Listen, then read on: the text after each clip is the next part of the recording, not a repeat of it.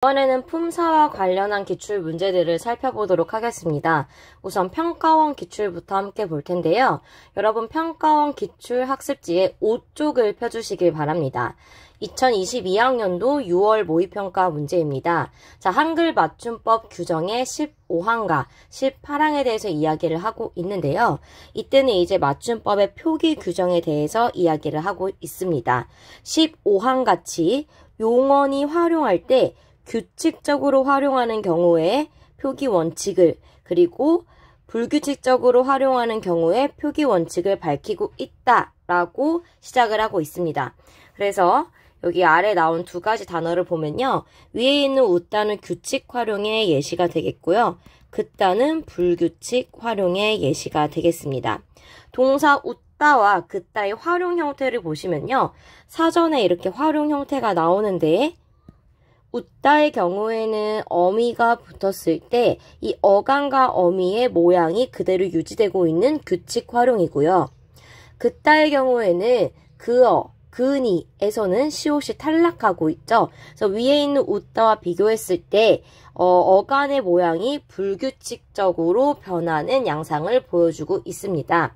그래서 그 아래 문단을 보시면 이 활용 형태를 통해서 여러분들이 용언의 활용 양상들을 알 수가 있다라고 제시가 되어 있는데, 이렇게 활용 양상을 보게 되면 이 웃다와 그따가 활용 양상이 동일한지 그렇지 않은지를 살펴볼 수 있다라고 제시를 하고요. 그래서 규칙 활용의 또 다른 예시로는 벗다를 제시하고 불규칙 활용의 또 다른 예시로는 짓다를 제시를 하고 있습니다. 우리가 학습지에서 봤던 표와 동일하니까 잘 기억이 안 나는 친구들은 해당 학습지를 다시 한번 찾아보시고요. 자, 그리고 이렇게 활용이 될 때 의문의 변동이 나타나는 경우 이 변동을 표기하느냐, 표기하지 않느냐에 대한 정보가 A에 나타나 있습니다. 그래서 활용 양상 중에서 동일 모음이 탈락하는 자다의 경우에는 이러한 실현된 결과를 활용의 표기에 반영을 한다라는 예시로 제시를 했고요. 조화의 경우에는 지금 히읗이 탈락된 형태를 발음하지만 실제로 표기에는 이 발음이 반영되지 않았다라고 제시를 하고 있어서 사실 위에 부분은 용언의 활용에 대한 설명이고요. 아랫부분 역시 용언의 활용인데 의문론과 연계해서 제시가 되고 있는 부분입니다.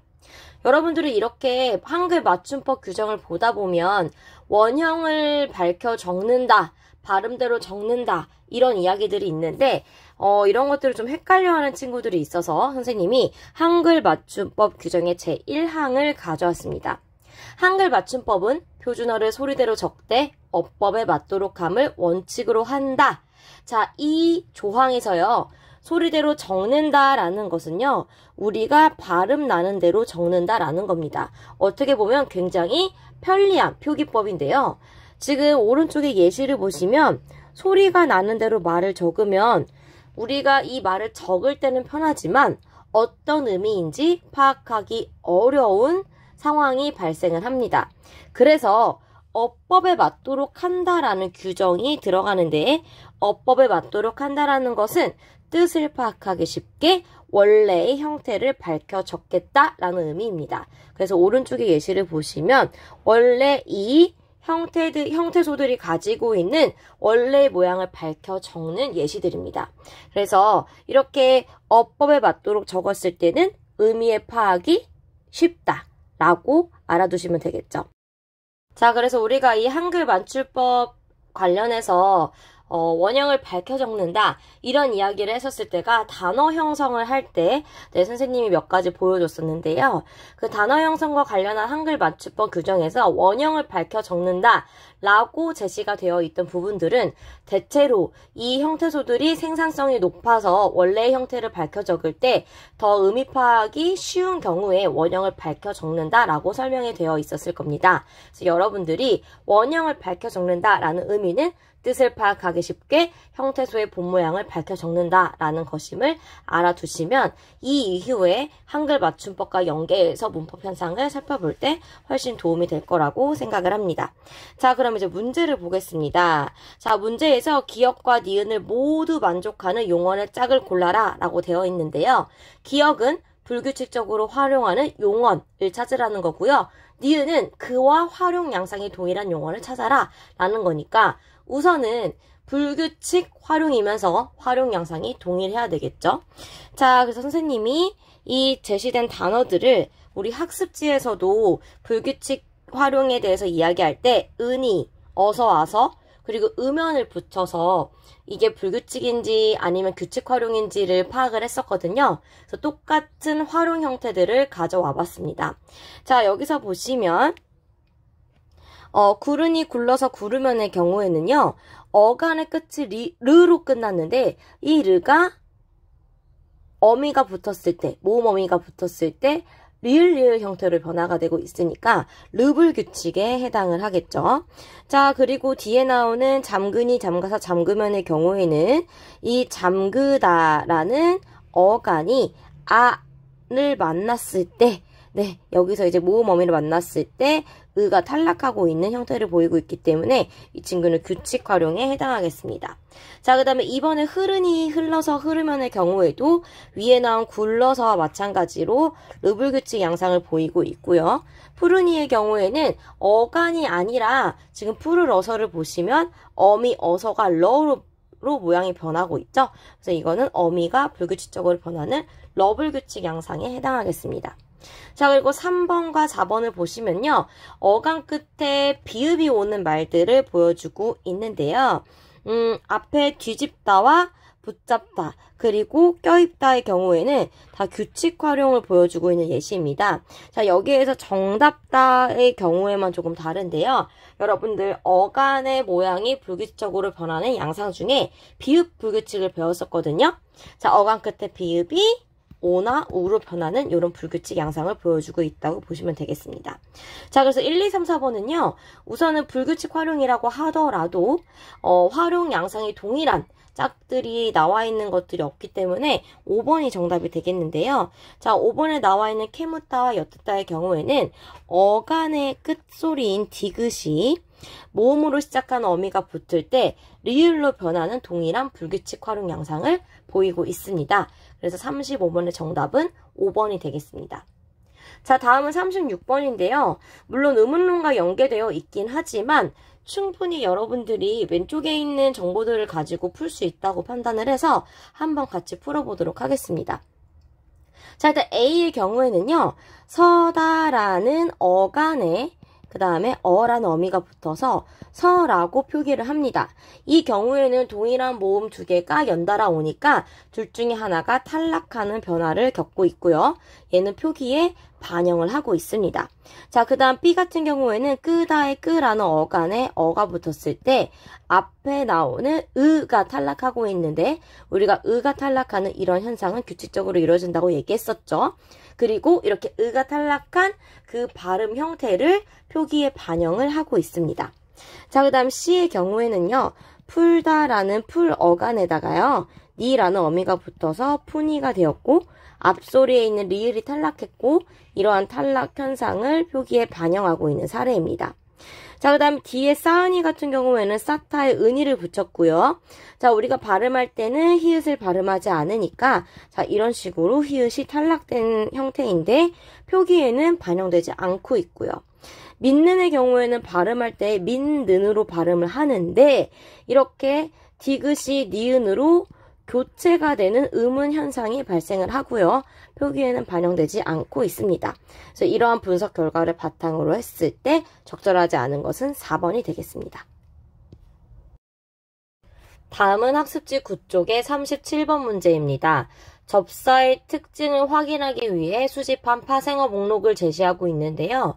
여러분들이 접사나 파생어에 대해서 아직 개념이 정확히 정립되지 않은 친구들은 여기에 나와 있는 접사들만큼은 꼭 한 번씩 사전을 찾아보면서 그 특징을 정확하게 이해하고 넘어가시기를 바랍니다. 사실 여기에 나와 있는 접사들은 시험에 굉장히 자주 나오는 접사들이기 때문에 이 정도만 알고 있어도 문제를 푸는데 큰 어려움은 없을 것이라고 생각이 되네요. 자, 일단 기억 같은 경우에 보시면 각각 넓다, mid다, 크다, 지우다에 각 이, 기, 개라는 접사가 붙어서 명사를 만들고 있습니다. 특히 1번에 있는 용언에 결합해서 명사를 만든다라는 설명에 다 맞는 예시들이고요.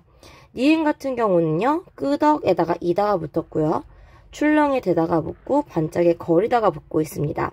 그래서 앞에 있는 어근들이 부사이고요. 이다, 대다, 거리다는 이 부사 뒤에 붙어서 동사를 만들고 있습니다. 그래서 여러분들이 지금 2번에 있는 설명도 맞는 설명이 되겠습니다.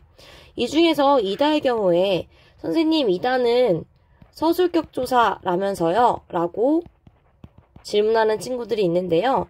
이때 이다는 서술격 조사라고 이야기하기가 어렵습니다. 여러분들 격조사는 주로 누구와 결합하죠?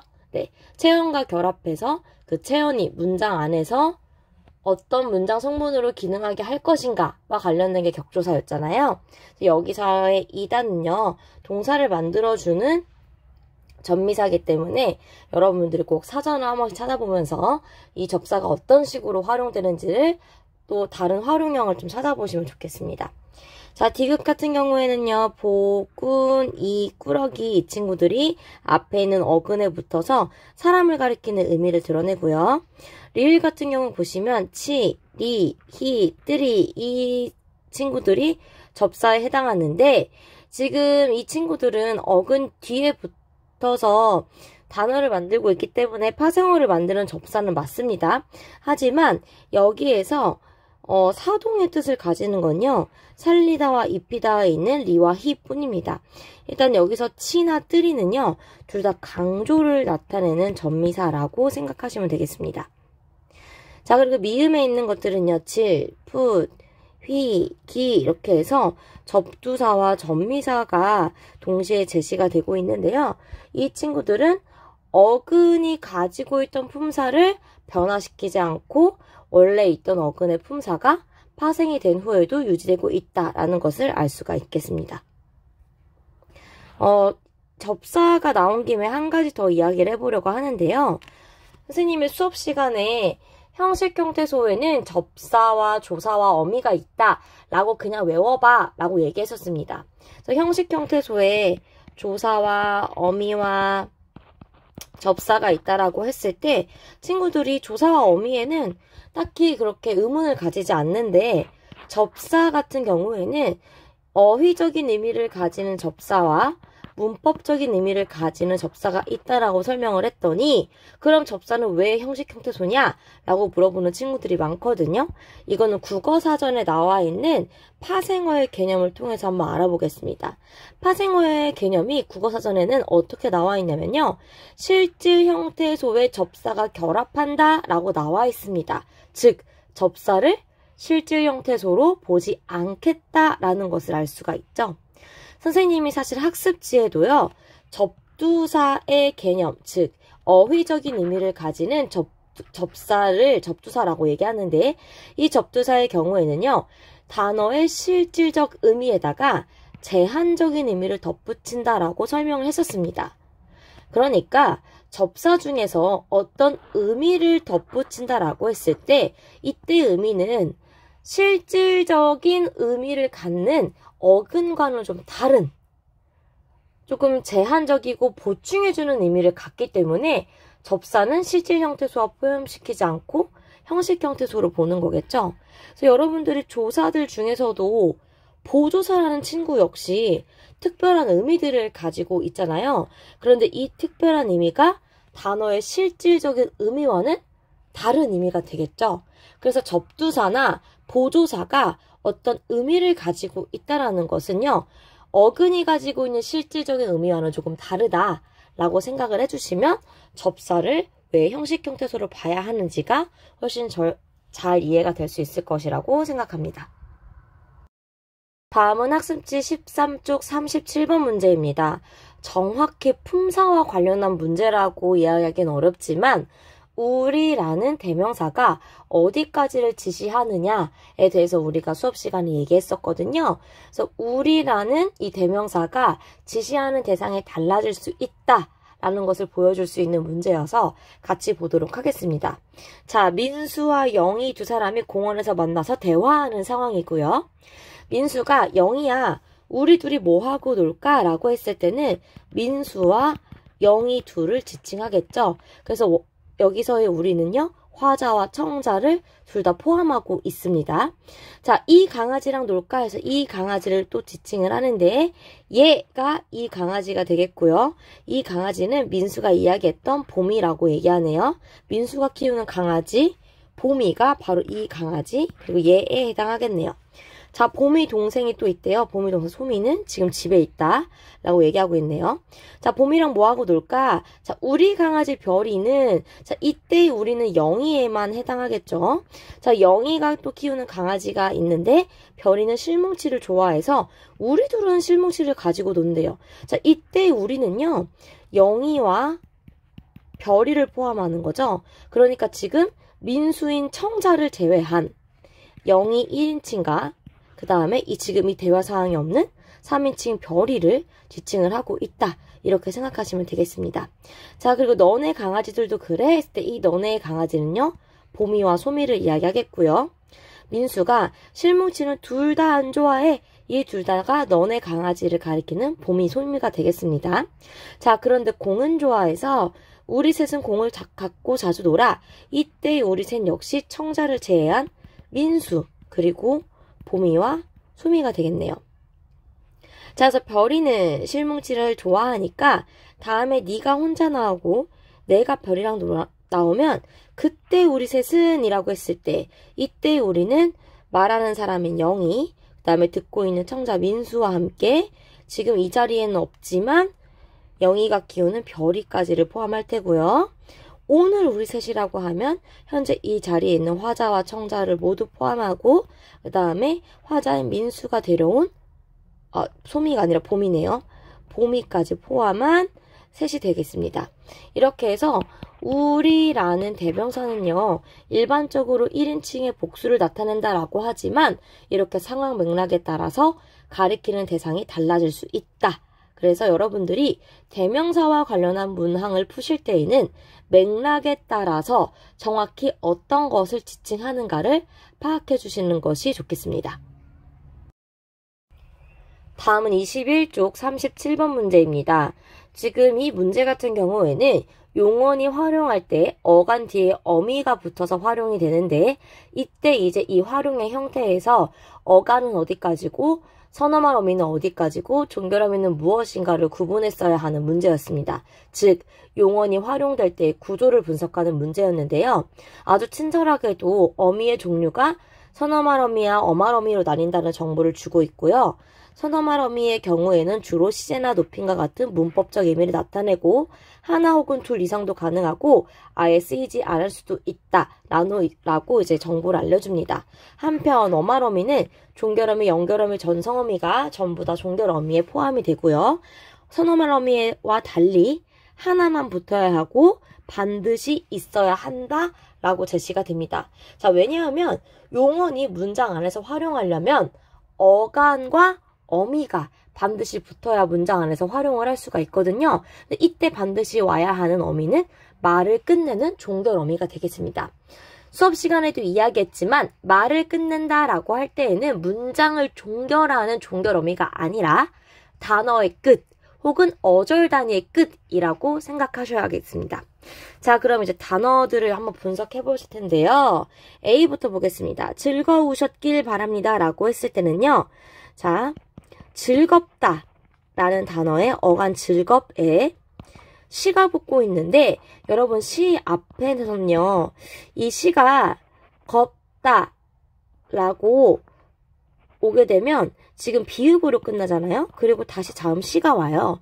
즐겁시 이렇게 자음이 연결되면 발음하기가 어려우니까 그 사이에 으라는 모음이 나타났다가 나타나지 않다가 하거든요. 그래서 보통 이렇게 자음끼리 왔을 때는 이 으가 등장을 합니다.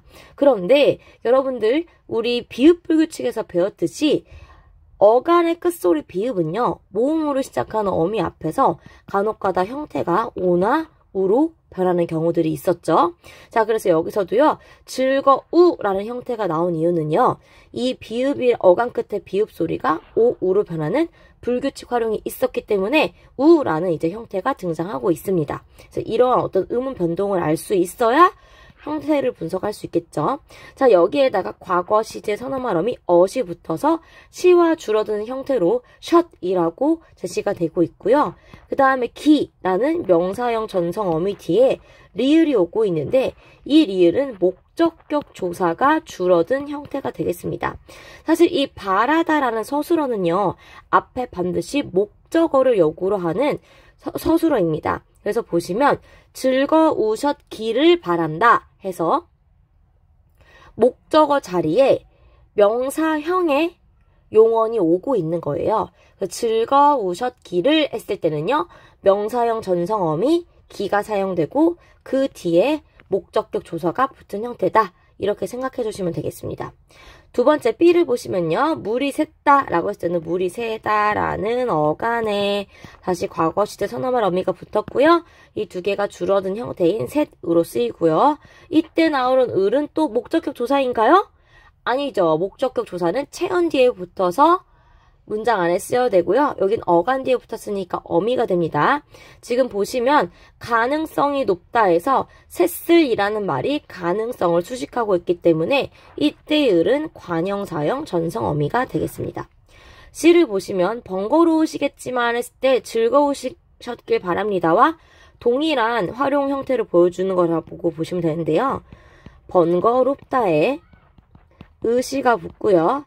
여기다가 추측을 나타내는 get, 그 다음에 지만은 하나의 어미입니다. 그래서 이런 식으로 이제 분석을 할 수 있겠고요. 자, 가셨겠구나. 자, 여러분 이것도 똑같이 분석 한번 해볼까요? 해놓고 가다에, 시에, get, 구나 이렇게 따로따로 분석하면 안 됩니다, 여러분. 이때 가셨겠구나는요. 어딜 가다라는 의미가 아니라요. 지금 보시면 갈증이 가시다라고 연결되고 있죠? 그래서 앞에 있는 문장도 꼭 같이 봐주셔야 됩니다. 그래서 갈증이 가시다, 사라지다라는 의미니까요. 가시가 하나의 어간이 되겠고요. 여기에 과거 시제 추측을 나타내는 get, 거기다가 감탄형 어미 구나 이렇게 이제 표현까지 해주시면 D를 분석한 것이라고 할 수 있겠습니다. 다음이 E인데요. E는요. 항구에 다다랐다 라고 했을 때는요. 다다르다 라는 말이 어근이 되겠고요. 이게 뒤에 있는 배를 수식하고 있기 때문에 다다르다의 관형사형어미 니은이 붙은 형태다. 이렇게 봐주시면 되겠습니다. 자, 그래서 이제 다시 선어말 어미와 그 다음에 어떤 어미가 쓰였냐를 보시면요. 지금 이 선택지 구성을 보시면 선어말 어미가 몇 개 쓰였는지를 확인해야 되고 그 다음에 어말 어미들의 종류 중에서 어떤 어말 어미가 쓰였냐를 또 확인해야 하는 문제였습니다. 그럼 A부터 정리해 보시면 A는 선어말 어미가 2개 쓰였고 여기에 전성 어미가 쓰였고요. 이 B 같은 경우는 선어말 어미 1개에 전성 어미가 사용됐고요. C 같은 경우는 선어말 어미 2개에 연결 어미가 사용됐죠. 그리고 D는 선어말 어미 2개에 종결 어미가 사용됐고요. 마지막 E의 경우에는요. 선어말 어미가 하나도 등장하지 않고요. 여기에 전성 어미가 쓰였습니다. 그래서 여러분들이 정답 적절한 것을 찾으면 4번이 되겠습니다. 네, 다음은 교육청 기출입니다. 학습지 2강의 9쪽을 봐주시면 되겠습니다. 자, 우선은 여러분들 사전 활용하기 문제 2문제를 선생님이 앞에 배치를 해두었는데요. 사전 활용 문제는 여러분들이 간혹가다 주어진 사전 정보를 제대로 읽지 않고 문제를 풀다 보니 실수를 하는 경우들이 있습니다. 여러분들이 사전 정보를 활용한다면 하나의 형태소가 다양한 의미와 다양한 품사로 쓰일 때 각각 어떻게 구분을 해야 되는지를 알 수 있는 기준이 되니까 반드시 사전 정보를 좀 꼼꼼하게 읽어주셔야겠습니다. 우선 첫 번째 문제인데요. 지라는 형태가 의존명사와 어미로 쓰이는 예시가 나눠져 있고요.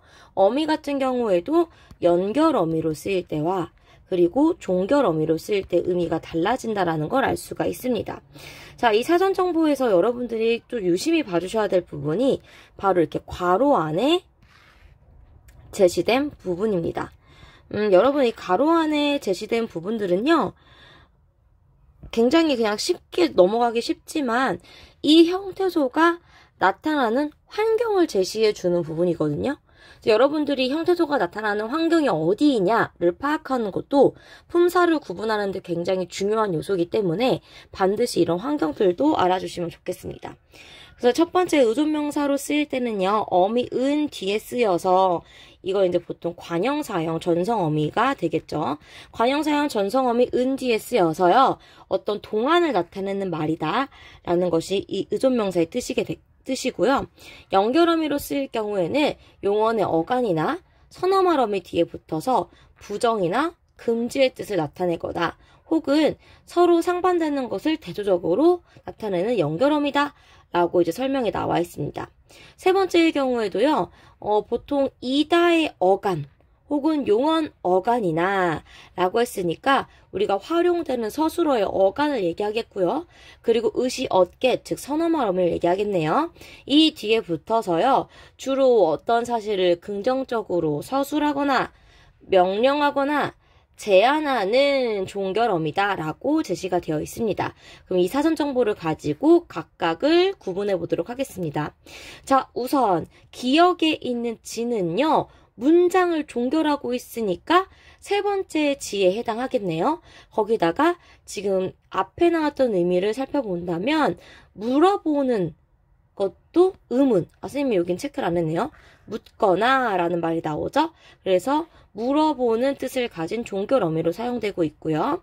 니은 같은 경우에 보시면요, 은 뒤에 나오네요. 그쵸? 관형사형 뒤에 나오고 있기 때문에, 그리고 눈길을 걸은 지도 어느 때부터 지금까지 어떤 동안의 의미를 가지고 있는 지 1번이 되겠습니다. 자, 그리고 디귿 보시면요, 오래되었지 하시면요, 선어말어미 뒤에 나오고 있으니까요. 이거는 지 2번이나 지 3번이 될 거예요. 그런데 지금 이 친구 같은 경우 보시면은 문장을 종결하는 역할을 하고 있기 때문에 지3에 해당할 거고요. 그냥 일반적인 내용을 서술을 하고 있다고 보시면 되겠습니다. 자, 그 다음에 리을을 보시면요. 이것은 친구는 대등한 관계이지 종속관계가 아니다 라고 했으니까 문장과 문장을 연결해주는 연결어미에 해당하니까 지2에 해당할 테고요. 지2가 다시 뜻에 따라서 두 개로 나뉘는데 이때는 앞에 있는 말과 뒤에 있는 말이 서로 대조가 되고 있기 때문에 두 번째 뜻에 해당하겠습니다. 자, 그리고 마지막 미음입니다. 쓰레기를 버리지 마시오 하면요, 버리다와 말다가 연결되고 있기 때문에 연결어미에 해당하겠고요. 연결어미 같은 경우에도 또 뜻이 두 가지로 나뉘었었는데 지금 보시면 않다, 못하다, 말다가 뒤따른다 라는 말이 보이죠? 그리고 부정이나 금지하다 라는 뜻을 가지고 있기 때문에 첫 번째가 지금 이 미음에 해당하겠습니다. 그래서 여러분 지금 분석한 것을 바탕으로 적절하지 않은 것을 찾으면 1번이 되겠습니다. 자, 그 다음 문제 역시 사전 활용하기 문제인데요. 한이라는 형태가 관형사로 쓰일 때와 명사로 쓰일 때 두 가지가 제시가 되고 있고요. 이 안에서도 여러 가지 의미를 가지고 있구나를 보시면 되겠습니다. 자, 그리고 이 문제를 풀기 전에 여러분들 한 가지 알아두실 게 있는데요. 지금 이 단어들은요, 한일과 한이는 형태는 같은데 서로 완전히 다른 의미를 가지고 있죠. 이럴 경우 이 두 개는요, 동음의 관계를 가지고 있다라고 얘기합니다. 그런데 이 한이라는 하나의 단어 안에는 굉장히 좀 다양한 의미를 가지고 있는데 어떤 연계성을 가진 상태로 의미가 다양하게 확장되고 있을 때 이럴 때 우리는 이 한이라는 단어를 여러 개의 의미를 가지고 있는 다이어구나 라고 이야기합니다. 이렇게 동의어와 다이어라는 이런 관계는요, 시험에서 혹은 모의고사에서 굉장히 많이 물어보는 개념들이기 때문에 여러분들이 반드시 알아두시면 문제를 훨씬 수월하게 푸실 수 있습니다. 자, 여기에서도 보시면 관형사의 경우에는요, 일부 단위를 나타내는 말 앞에 쓰여서 수량이 하나임을 나타낸다 하니까 일반적으로 수관형사의 의미를 갖게 되겠고요. 그 외에도 어떤의 뜻을 갖거나 같은의 뜻을 갖기도 하고요. 심지어 수량을 나타내는 말 앞에서는 대략의 의미를 갖는다 해서 다양한 의미들을 주어주고 있고요. 두 번째 한을 보시면요. 이 친구는 명사인데 보시면 뭐뭐하는 한이 있더라도 뭐뭐하는 한이 있어도 라고 해서 아예 문장의 구성을 주고 있습니다. 그래서 어떤 극단적인 상황을 제시하고 아래는 조건의 뜻을 나타내고 있는데 두 번째도 뭐뭐하는 한이라고 구성을 아예 제시하고 있습니다. 그래서 이 한이라는 친구는 구성을 보시면 반드시 앞에 이 한을 수식하는 말이 필요하기 때문에 의존명사에 해당하겠죠. 자, 그럼 이제 예문을 보겠습니다. 와, 문장 안에서 이제 맥락에 따라서 의미를 해석해라 라는 것을 알 수가 있겠는데요. 결승점을 한 200m 앞두고 라고 나와 있는데 여러분 지금 200m 라는 것이 수량을 나타내는 말이잖아요. 이 앞에 쓰이고 있으니까 첫 번째 한에 네 번째 뜻을 가지게 되겠죠. 대략이라는 의미를 가지고 있고요. 한 이불을 덮고 잤다라는 것은 같은 이불을 덮고 잤다라고 하니까요. 첫 번째 한에 세 번째 뜻을 가지고 있다라고 보시면 되겠습니다. 자, 그리고 디귿에 보시면 한 걸음씩이라고 제시가 되어 있는데요. 걸음이라는 것은 사실 어떤 단위를 나타낸다고 보시면 되겠죠. 그리고 정말 하나라는 수량을 나타내고 있으니까 이때 디귿의 한은요. 첫 번째 한에 1번 뜻이 되겠습니다. 자, 리을 보시면요. 쓰러지는 한이 있더라도 자, 아예 이 문장 구성이 앞에 사전 정보에 나왔던 구성과 동일하죠. 두 번째 한에 1번 뜻이 되겠고요. 남아있는 한 포기하지 말라고. 자, 이것도 뭐뭐 하는 한이라는 구성이라는 게 두 번째 한에 두 번째 의미, 즉 조건의 의미를 가지는 것으로 아예 구성이 제시가 되었었습니다. 마지막에 한은요. 그렇게 포기하지 말라고 외치던 한 친구라고 했을 때 정말 한 명의 친구라는 의미보다는요. 어떤 친구라는 의미에 좀 더 가깝거든요. 그래서 여러분들 이건 첫 번째 한에 2번 뜻을 갖게 되겠습니다. 그래서 여러분들이 이 분석을 바탕으로 적절하지 않은 것을 고르면 2번이 되겠고요. 여러분 3번 보시면 니은과 리을이 서로 동응이 관계겠군이라고 했는데 니은은 첫 번째 한이고요. 리을은 두 번째 한이라고 했었죠. 그래서 이 한1과 한2는 동음이 관계다 하는 것이 맞는 설명이 되겠고요. 4번 보시면 일부러 보기에서 띄어쓰기를 틀리게 해놓고 너 띄어쓰기 다시 해봐 라고 이야기하는데 여러분 관형사는 하나의 단어니까 띄어써야 되겠죠. 4번도 맞는 설명이 되겠습니다. 다음 문제는 여러분들이 각 단어의 품사를 구분하는 문제였는데요. 여러분들이 이런 품사를 구분하는 문제에서 가장 주의해야 할 점은 단어 자체가 가지고 있는 성격으로 품사를 구분을 하시고요. 문장 안에서 사용됐을 때 그 단어의 기능이 달라지는 것을 문장 성분이라고 이야기한다고 했죠. 그래서 이 단어의 품사를 물어보는 건지 문장 성분을 물어보는 것인지를 구분을 명확히 해주셔야 되겠습니다. 자, 그래서 1번 보시면요. 기억의 그곳과 니은의 그는 처소나 대상을 지시하는 대명사이다 라고 나오는데요. 일단 그곳에서는 이라는 기억을 보시면 그곳은 장소를 나타내는 대명사가 맞고요. 뒤에 조사가 붙어서 문장 안에서 활용되고 있습니다. 그런데 니은의 그와 같은 경우에는 뒤에 있는 사람을 수식하는 관형사의 역할을 하고 있거든요. 그래서 여러분들 지금 둘 다 대명사다라고 하면 틀리고요. 니은은 대명사가 아니라 관형사다라고 얘기해줘야 되겠습니다. 즉 기억은 지시대명사, 니은은 지시관형사라고 분석하는 게 적절하겠죠. 그래서 바로 1번이 적절하지 않은 게 되겠고요. 자, 나머지를 마저 보겠습니다. 2번에 기억에 있는 아주와 니은의 잘은요. 각각 용언 앞에서 그 뜻을 한정하는, 즉 뒤에 용언을 수식해주는 부사다 했을 때 아주는 쉽게를 수식하고요. 잘은 잣다를 수식하기 때문에 맞는 설명이 되겠고요. 3번 기억의 구울과 디귿의 지어는 용언이 어간이 불규칙적으로 활용된다. 자, 기억의 원래 형태는 굽다고요. 디귿의 원래 형태는 짓다입니다. 지금 뒤에 모음으로 시작하는 어미가 왔을 때 비읍이 오나 우로 변하는 상황이고요. 시옷이 아예 탈락되는 상황입니다. 이건 우리가 어간을 불규칙 활용할 때 배웠던 예시니까 기억나겠죠? 둘 다 불규칙 활용의 예시로 적절한 선지였고요. 4번 보시면 기억의 쉽게와 디귿의 멋지는 형용사다 라고 나와 있습니다. 네, 쉽다와 멋지다 모두 성질과 상태를 나타내는 형용사에 해당합니다.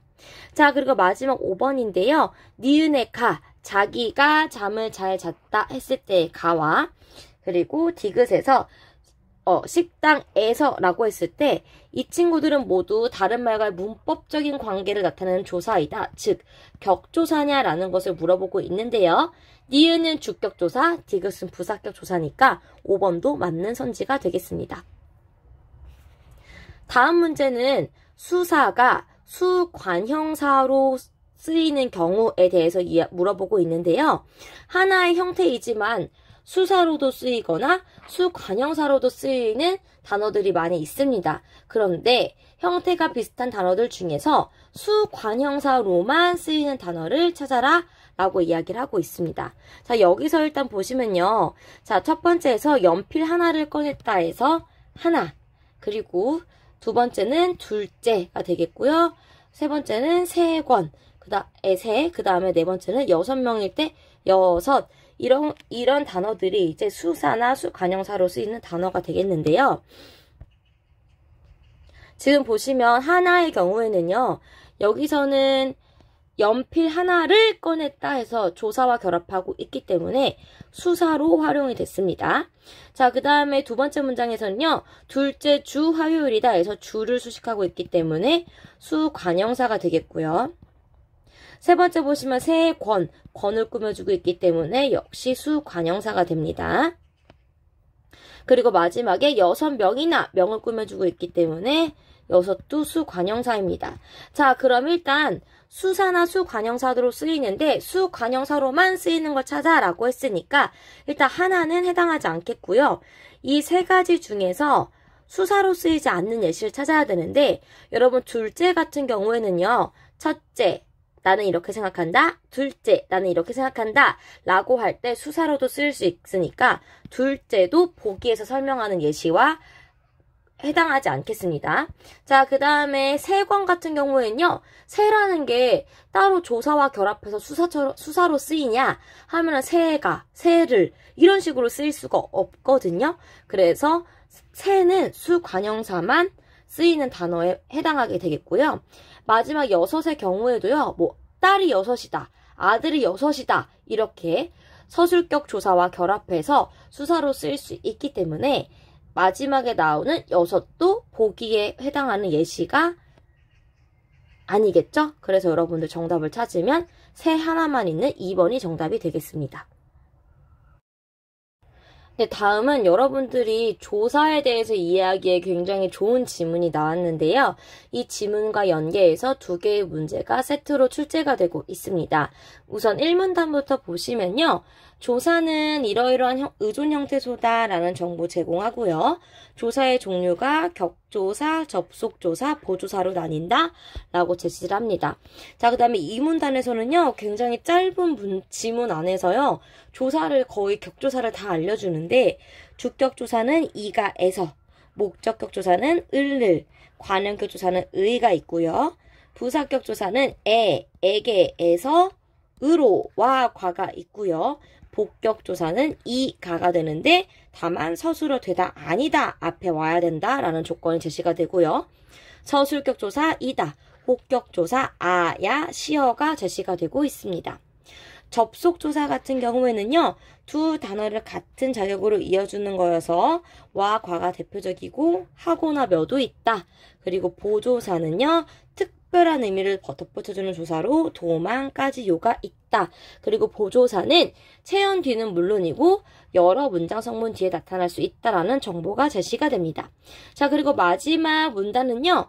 이 조사를 서로 겹쳐 쓰는데 이렇게 겹쳐 쓰는 것을 조사의 중첩이라고 하고요. 이 조사의 중첩에는 순서가 있는데 우선 첫 번째 격조사끼리는 서로 겹쳤을 수 없다. 그런데 보조사와는 겹쳤을 수 있다. 대체로 격조사가 보조사 뒤에 온다라는 정보가 제시가 되고 있고요. 자, 두 번째는요. 부사격 조사는요. 부사격 조사끼리 겹쳤을 수 있고요.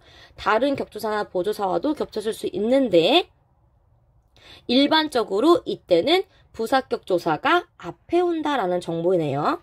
자, 세 번째 보조사는 자기들끼리 겹쳤을 수 있고요. 순서도 자유로운데요.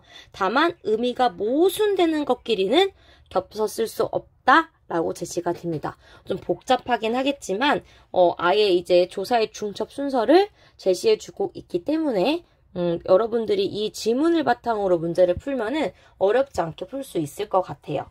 자, 일단 11번 보시면요. 문장을 하나하나씩 분석을 하는 건데요.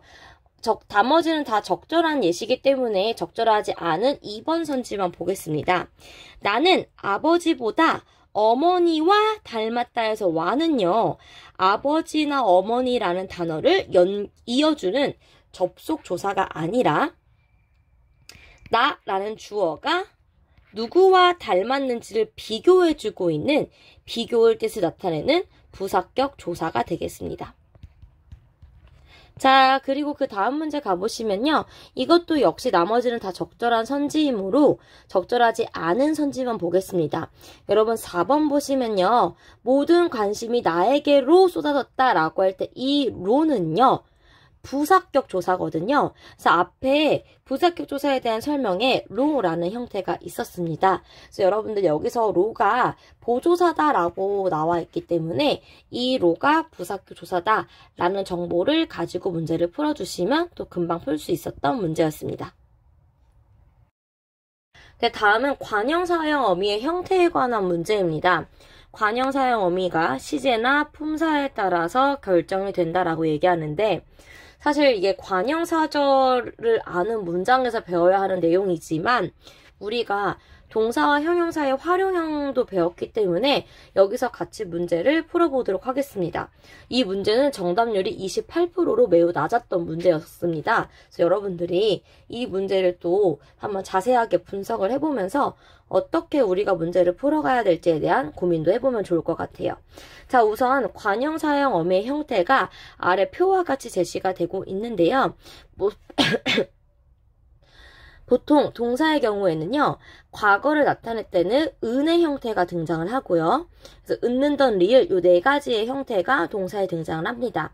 형용사의 경우에는요. 이 현재를 나타내는 는의 모양이 쓰이지 못하고요. 현재를 나타낼 때는 은의 형태가 쓰이고 과거를 나타낼 때는 던의 형태만 사용이 됩니다. 그래서 여러분들이 이렇게 일단 관형사형 어미의 형태를 완성을 해주시고 문제를 풀어보겠습니다. 자, 해당 이제 문제에서요. 여러분들이 관형사절을 안고 있는 사례들이 등장이 되고 있는데요. 선생님이 체크하는 이 부분들이 모두 뒤에 나와 있는 체형을 수식하는 관형절로 역할을 하게 되겠고 이렇게 동그라미 친 부분들이 모두 관형사형 어미가 등장하고 있는 부분입니다. 우선 A 같은 부분은 보시면 하늘에 뜬 태양, 트다에 니은이 붙었는데요. 이게 과연 동사인가? 형용사인가를 구분을 해주셔야 되고요. 하늘에 뜨다라는 것은 성질이나 상태보다는 어떤 작용에 가깝기 때문에 이 친구는 동사의 과거형에 가깝겠습니다. 자, 그 다음에 B 같은 경우 보시면 우리가 즐겨 부르다는 동사가 되겠고 그 다음에 회상의 의미를 나타내고 있기 때문에 과거 동사 칸으로 와야 되겠고요. 자, 그 다음 C 보시면요. 푸르던 하늘입니다. 푸르다는 형용사기 때문에 디귿의 칸으로 와야 되고요. D 운동장에 남다. 자, 남다라는 것도 역시 동사가 되겠죠? 남은의 형태가 오니까 니은에 와야 되겠고요. 자, 그리고 이제 F 보시면, E를 보시면요. 니가 읽는 소설입니다. 느는 지금 현재형 하나밖에 없으니까 첫 번째 칸에 와야 되겠고요. F의 경우에는 차다라는 동사가 되겠고요. 이 친구는 니은에 와야 되겠죠? 자, 그다음 마지막 G가 되겠고요. 빠르다는 형용사가 되겠고요. 형용사에 은이 붙은 형태이니까 기억에 오게 되겠습니다. 그래서 해당 분석에 맞춰서 문제를 풀어보면요. 적절한 것은 3번이 되겠습니다. 다음은 본용언과 보조용언에 대한 문제입니다. 자, 일단 설명을 잘 읽으면서 여러분들이 좀 정보들을 정리를 해두시면 문제를 풀 때 충분히 활용할 수 있고요.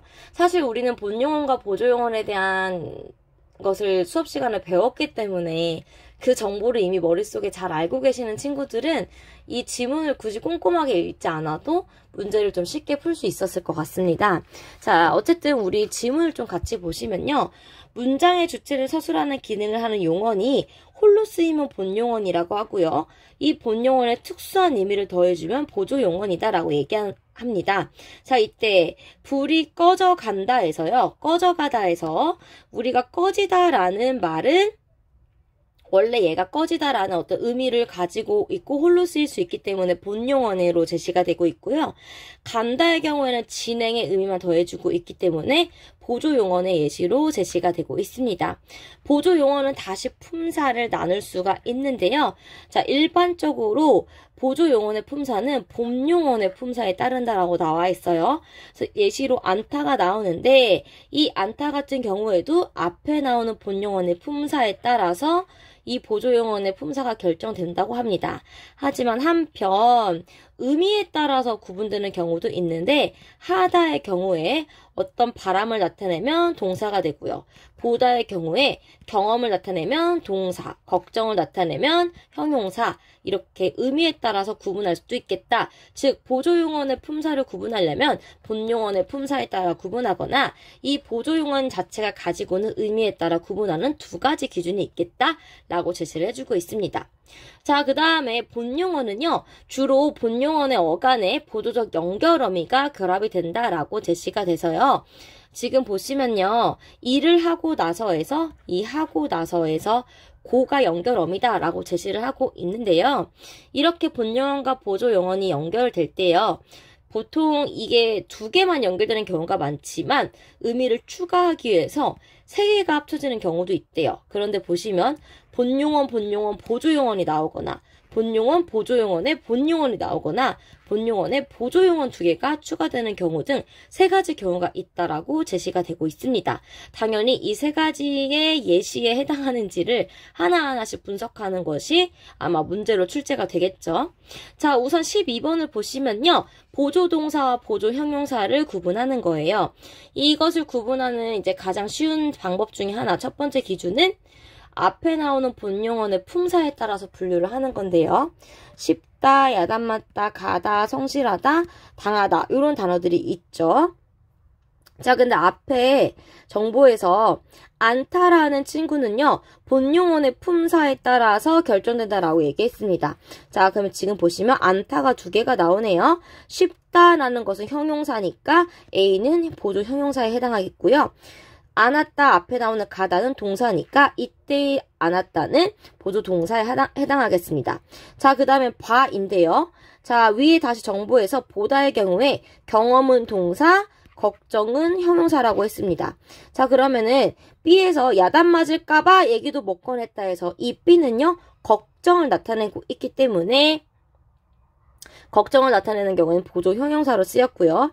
이에서 이를 당해보지 않은 사람은 내 심정을 모를 것이다. 경험을 나타내고 있기 때문에 보조 동사로 사용이 됐겠죠. 자, 마지막 남은 것은 D, 한다인데요. 하다의 경우에 바람을 나타내면 보조 동사라고 이야기했고요. 성실했으면 한다는 바람에 대한 의미를 더해주고 있기 때문에 보조 동사가 되겠습니다. 그래서 이렇게 해서 정답을 찾으면 5번이 정답이 되겠네요. 자, 그 다음 문제는요. 용언이 세 가지가 겹쳐 나오는 경우에 본용언인지 보조용언인지를 판단해야 하는 문제입니다. 자, 우선 A를 보시면요. 사과를 던져서 베어버렸다 해서 어휘적인 의미를 가지고 있는 것은요. 던지다와 베다입니다. 이때 버렸다는 앞에 나온 용언에서 나오는 의미가 완료되었다 정도의 의미를 가지고 있을 거예요. 자, 그 다음에 B는요. 먹어치우고 일어났다. 자, 고기를 먹고 일어났다라는 의미겠죠. 이때 나오는 치우다는요. 먹다라는 행동을 빨리 끝냈다라는 의미만 더해주는 보조 용언으로 사용이 됩니다. 자, 그가 전화를 했을 때 깨어있어 행복했대요. 자, 그렇다는 것은 그가 전화했을 때 내가 깨어있다라는 그 상태를 나타내기 위해서 있다라는 보조 용언이 사용이 된 거거든요. 그러니까 지속의 의미 정도가 될 것 같고요. 실제로는 이 깨다와 행복하다가 실질적인 의미를 가지고 있습니다. 자, D 같은 경우에는요. 의자에 앉아 있게 생겼다 해서요. 사실 경기에 출전하지 못하고 의자에 앉았다 라는 거죠. 그래서 앉다라는 말만 실질적인 의미를 가지고요. 있다라는 것은 지속이고요. 생겼다라는 것은 내가 의도하지 않았는데 그런 지경에 이르게 되었다 라는 의미를 더해주는 보조 용언이 되겠습니다. 자, 그다음 마지막. 자, 이의 경우에는요, 갑자기 빵을 먹고 싶게 되었다 구성해서 먹다만 원래 의미를 가지는 본용언이고요. 싶다는 그런 욕구를 가지고 있다라는 보조용언, 그 다음에 뭐뭐 하게 되다가 하나의 이제 또 보조용언 구성으로 어떤 상황이나 사태에 이르다 이런 의미를 가지는 보조용언이 되겠습니다. 네, 이제 마지막 문제입니다. 여러분들, 용언의 활용 중에서 규칙 활용이냐 불규칙 활용이냐를 물어보고 있고요. 자, 우선은 이렇게 자음으로 시작하는 어미가 붙을 때는요, 어간의 형태가 유지가 되지만 모음으로 시작하는 어미가 붙을 때는요, 어간의 형태가 혹은 어미의 형태들이 변해지고 있는데 어떻게 변화하는지의 양상에 따라서 규칙이냐 불규칙이냐를 알 수가 있습니다. 우선 첫 번째 따르다의 경우는 따르다와 푸르다 모두 어간의 끝소리가 르로 끝나는데요. 지금 위에 있는 따르다의 경우에는 어와 결합해서 의 모음이 탈락하고 있는데 이렇게 모음 두 개가 겹쳐질 때 의모음이 탈락하는 것은 항상 규칙적으로 일어나는 활용입니다. 자, 그 다음에 푸르다의 경우에는요, 어라는 어미가 붙었는데 이 어의 어미 모양이 불규칙적으로 변화하고 있으므로 불규칙 활용이 예시가 되겠고요. 아래 두 개의 묻다는요, 의미에 따라서 활용 형태가 달라집니다. 위에 있는 묻다는 질문을 한다라는 의미고요. 아래에 있는 묻다는 땅에 묻는다라는 의미를 가지고 있어요. 그래서 위에 있는 경우에는요, 어간에 있는 디귿이 리을로 변화하고 있어서 불규칙 활용 양상을 보이고 있고요. 아래에 있는 묻다는 어간과 어미의 모양이 그대로 유지가 되고 있는 규칙 활용의 양상을 보이고 있습니다. 자, 그러면 이제 그 아래 탐구하는 내용을 보면요. 따르다라는 말은요, 기역처럼 따르다와 비슷한 양상을 찾아야 되는데 의가 모음으로 시작하는 어미에서 탈락하는 규칙 활용을 하는 반면 이미 설명이 나와 있었네요. 자, 그럼 여기 따르다와 같이 의가 탈락하는 규칙 활용을 찾아야 하는데, 잠그다는 잠가, 다다르다는 다다라, 부르다는 불러, 들르다는 들러, 머무르다는 머물러. 이런 양상으로 활용이 되겠네요. 자, 이때 어간의 끝소리인 의가 탈락하는 양상들을 보시면 이렇게 이제 고를 수 있겠습니다. 쌤, 들러의 경우는 리을이 아닌가요? 라고 얘기할 수 있겠지만 들르다에서요, 의가 탈락하고 어가 붙어버리면요, 들러라고 이제 얘기할 수 있겠죠. 자, 그 다음 니은 보시면요, 푸르다는요, 니은에서 따르다와 다른 활용 양상을 보여서 불규칙 활용이래요. 즉, 푸르다의 경우에는요, 지금 따르다에서는요, 원래 어미의 형태가 유지가 되지만 푸르다는 이 어미의 형태가 변화하고 있었죠. 그래서 니은에는 어미가 해당이 되겠고요. 자, 그 다음에 이 뒤에 나와 있는 묻다는 어디에서 활용 양상이 다르냐를 묻고 있는데 어간의 모양이 불규칙적으로 변화하고 있었죠. 자, 그래서 여러분 정답은 4번이 되겠습니다. 다음은 여러분 수능 완성 96쪽입니다.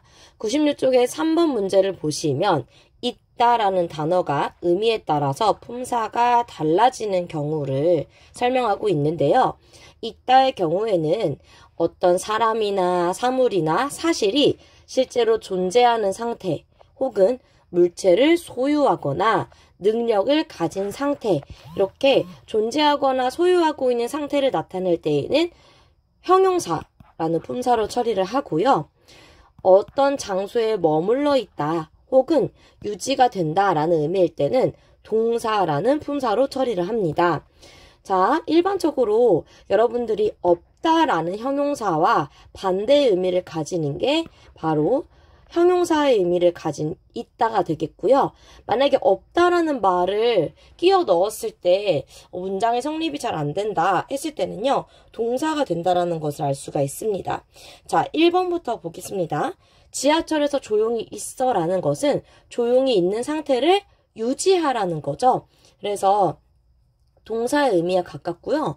또 여기에 없다라는 형태를 한번 넣어보면요. 조용히 없다라고 했을 때 문장 성립이 안 되기 때문에 동사라는 것을 또 확실하게 알 수가 있습니다.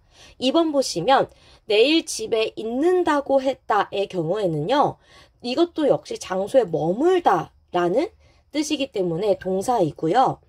있는다에 똑같은 활용 형태로 없는다를 넣어보면 역시 문장이 성립되지 않기 때문에 동사가 되겠습니다.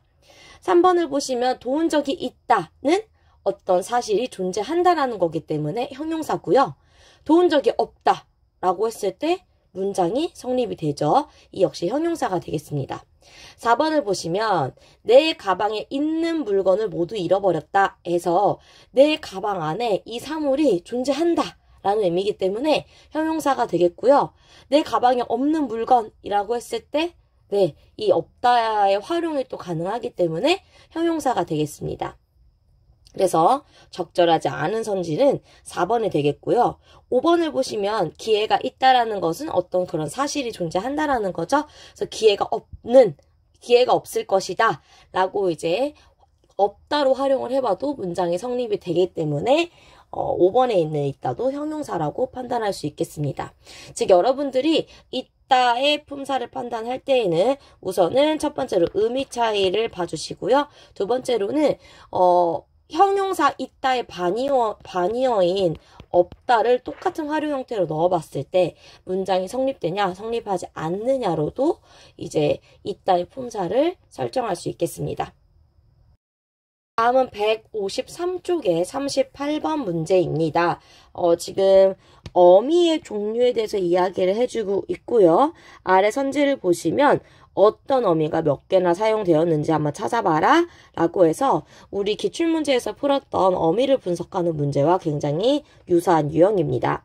자, 그럼 하나씩 볼게요. 더 열심히 노력했다면 기억의 경우에는요. 노력하다라는 어간에 과거 시제를 나타내는 선어말 어미가 붙었을 거고요. 다면이라는 어미가 붙어 있습니다. 이랬을 때 다면은 이 말을 어절의 끝에 오기 때문에 어말 어미가 되겠고요. 어말 어미 중에서도 문장과 문장을 연결하고 있으니까 연결 어미가 되겠네요. 그리고 엇은요. 이 앞에 연결 어미 앞에 와서 시제를 나타내고 있는 과거 시제 선어말 어미가 되겠죠. 자, 니은을 보겠습니다. 얻었겠지를 보시면요.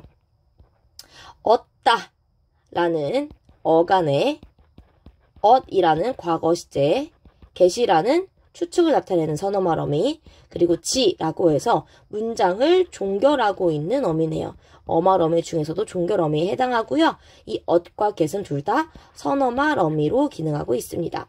자, 그 다음에 찬란하게를 보시면요. 찬란하게는요. 찬란하다 라는 어간에 개라는 어미가 붙어서 뒤에 나오는 빛나다 라는 용언을 수식하고 있으니까 부사형으로 만들어주는 부사형 전성 어미로 활용이 되고 있고요.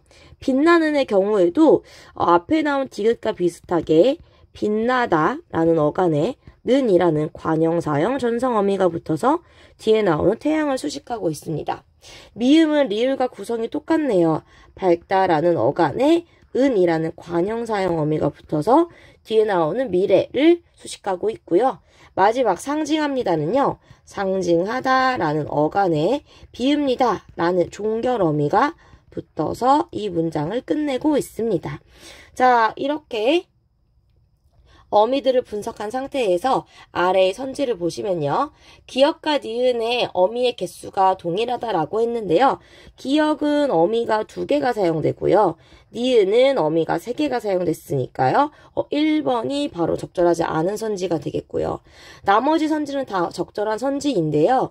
여러분 2번과 5번을 보시면 하나의 종결 어미가 분석된다, 한 개의 어말 어미가 분석된다라는 얘기가 있죠.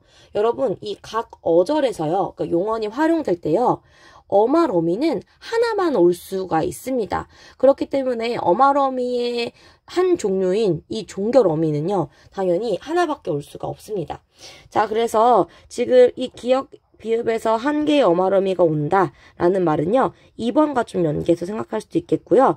다만 니은 비읍에서는요, 5번과 다르게 어말어미 중에 어떤 종류야? 라는 것도 물어보고 있기 때문에 얘가 종결어미라는 것도 같이 분석을 해주셔야 정답임을 얘가 옳은 선지임을 좀 분석할 수 있는 선지였습니다. 자, 3번 보시면요. 리을과 미음은 둘 다 관형사형 어미로 사용되고 있고요. 디귿, 리을, 미음은 모두 한 개의 전성어미만 사용되고 있습니다. 자, 이렇게 해서 여러분들이 어미를 종류에 따라서 몇 개인지 이제 분석을 해주셔야지 38번 문제를 풀 수 있었습니다. 다음은 여러분 수능 완성의 178쪽에 37번, 38번 문항입니다. 서술격 조사 이다와 관련한 지문인데요. 자, 우선 지문을 같이 보겠습니다. 자, 우리말에 나오는 이다는요, 홀로 쓰일 수 없고요. 다른 말과 항상 결합해서 쓰여서 조사의 특성을 가지고 있다라고 나옵니다. 그런데 이 결합하는 단어에 따라서 이가 탈락될 수 있다라는 게 특이한 지점이래요. 그래서 예시를 보시면 장미이다는요, 장미다 같이 쓸 수가 있어서요. 결합하는 앞에 나오는 체언이 마지막 음절이 모음으로 끝나는 경우에는 이가 탈락할 수 있다.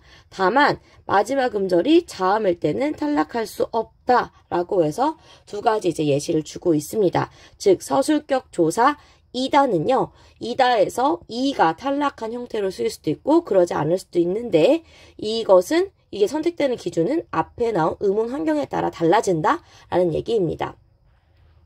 자, 두 번째 문단은요, 이다가 다른 말과 결합할 때 이 친구들은요, 활용해서 쓰이고요, 문장에서 주어의 속성이나 부류를 지정하는 뜻으로 쓰인대요.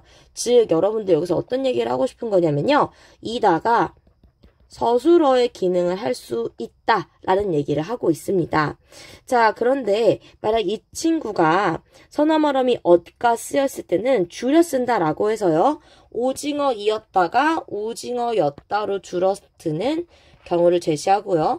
공책이었다가 공책이었다로 줄어드는 것을 제시합니다. 즉, 앞말이 모음인 경우, 앞말이 자음으로 끝난 경우 두 개가 달라진다라는 거죠. 자, 그 뒤에 보시면요. 기역 보시면 이다에 애요가 붙은 형식도 위에 나오는 이었다를 줄여 쓰는 것과 동일하다 나오는데 여러분 지금 보시면 앞말이 모음으로 끝난 경우는요. 오징어에다가 이다라는 게 붙고요. 다시 선어말어미에 어말어미가 붙고 있죠. 공책이었다를 보시면요. 공책에 이다 붙고요. 선어말어미에 다시 다가 붙고 있죠. 자, 즉 여기서는 어떤 이야기를 하고 있냐면요. 오징어였다에서는요. 이와 엇을 줄여서 엿으로 줄여 쓰는 게 가능하지만 자음일 경우에는 공책이었다 이렇게 줄여 쓸 수 없다라는 얘기를 하고 있는 거예요. 그래서 애요의 경우에도요. 오징어에다가 이 애요가 붙어서 오징어 예요로 줄여 쓸 수 있지만 공책 예요는 안 된다는 거죠. 공책 이예요라고 써야지 맞는다라는 것을 알 수가 있습니다. 자, 다음 문단에서는 아니다의 경우가 나오는데요. 아니다는 체형과 결합하지도 않고 홀로 쓸 수 있기 때문에 조사가 아니다. 그리고 이 친구는 혼자 활용할 수 있으니까 용언이다 라고 제시하고 있습니다. 특히 이 친구는요. 현재 시제 선어말음이랑 결합 안 되고요. 명령 청유도 안 되니까 형용사다 라고 제시가 되고 있네요. 이 형용사 아니다의 활용에서도요. 선어말어미와 결합할 때 표기가 좀 어렵다고 하는데 아니에다가 과거시제 선어말어미 엇에 다가 결합하면 아니었다는 가능하지만 아니었다는 안 된다라는 거죠. 그러니까 아니다에 이다가 붙은 형태가 되지 않는다라는 얘기를 하고 있습니다. 자, 이렇게 지문을 본 상태로 37번 문제를 보시면요. 자, 일단 1번입니다. 장미 이다는 문장에서 서술어로 쓰인대요.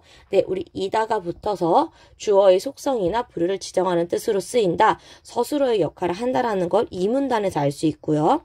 이다가 조서와 용언의 성격을 모두 갖는다. 자, 1문단에서는요. 앞말을 결합해서 쓰여야 된다라는 것을 통해서 조사의 성격을 알 수가 있고요. 2문단에서는 이 친구가 활용된다라고 했기 때문에 용언의 성격을 가지고 있다라는 것을 알 수가 있습니다. 자, 3번 보시면 이다의 다는 먹다의 다처럼 종결어미이다 라고 나오는데요. 선생님, 이다가 하나의 서술격 조사라면서요. 조사는 형태가 변하지 않잖아요.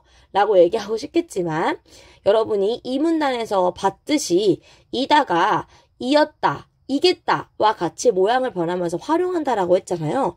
즉 이다, 이니, 이고처럼 활용을 하기 때문에 사실 먹다의 다처럼 이다의 다도 종결 어미로 기능을 하고 있습니다. 그래서 사실 어떤 문법 책에서는요. 서술격 조사의 형태를 그냥 이라고만 보기도 합니다. 어쨌든 이다의 다는요. 다양하게 활용될 수 있는 어미의 다로 활용이 된다는 거 알아두시고요. 자, 그 다음에 4번 보시면 아니다의 활용을 고려하면 아니다의 어간은 아니래요. 그쵸? 아니고 아니니 아니어서와 같이 아니다의 아니는 계속 이제 모양이 변하지 않기 때문에 아니가 어간이 되겠고요. 5번에 아니에요의 종결어미 에요는 예요에서 줄어든 것이다 라고 했는데요. 에요가 서술격 조사 이다 만나서 줄어든 형태가 예요이기 때문에 5번은 적절하지 않은 선지가 되겠습니다. 자, 다음은 기억에 대한 이해라고 해서요. 기억은 아까 얘기했듯이 서술격 조사 이다에다가 종결어미 에요가 붙어서 예요로 줄어든다 라는 얘기가 나오는 게 기억의 설명인데요. 자, 꽃이 예요는요. 꽃이 이 에요를 볼 수 있겠군. 맞는 얘기죠. 자, 근데 여기 지금 이렇게 꽃표가 나와 있는데 이 표시는 여러분들 비문이라는 의미입니다. 비문 표시가 나와 있어요.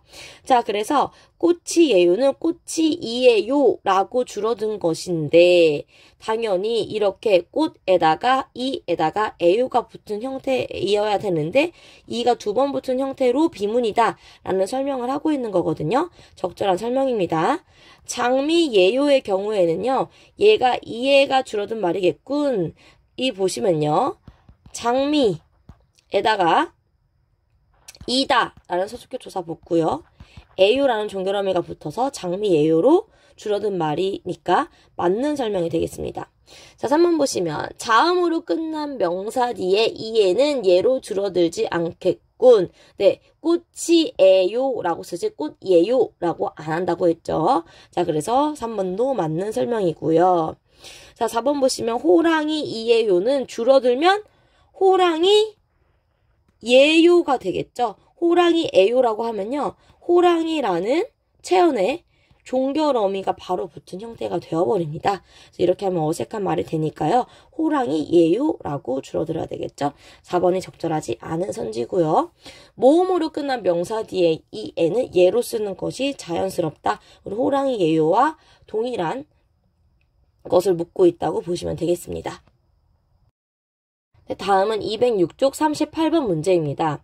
기출문제에서 우리의 쓰임이 대화의 맥락상 의미가 달라지거나 지정하는 대상이 달라지는 것들을 봤었는데요.